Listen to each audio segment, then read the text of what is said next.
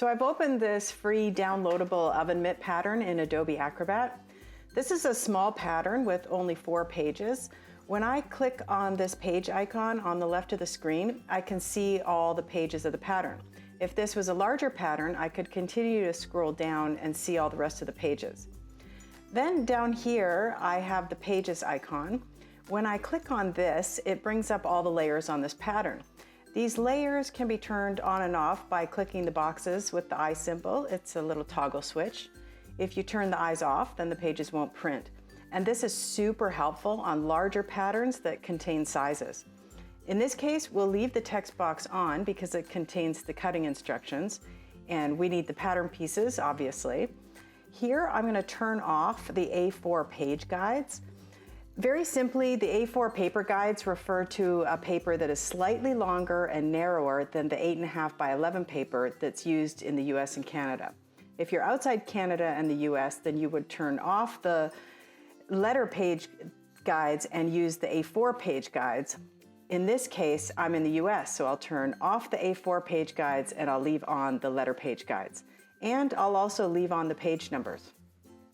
Now I'm going to use Command P, or if you're on a PC, it would be Control P, to bring up the print box.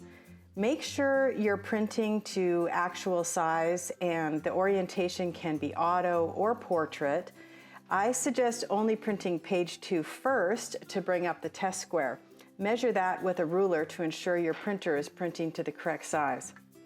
And that's it. I'm going to print and assemble the pattern. I just want to show you that here is the test square on page 2.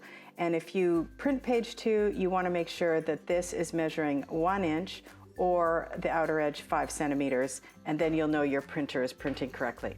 And that's it. I'm going to print and then I'll assemble the pattern.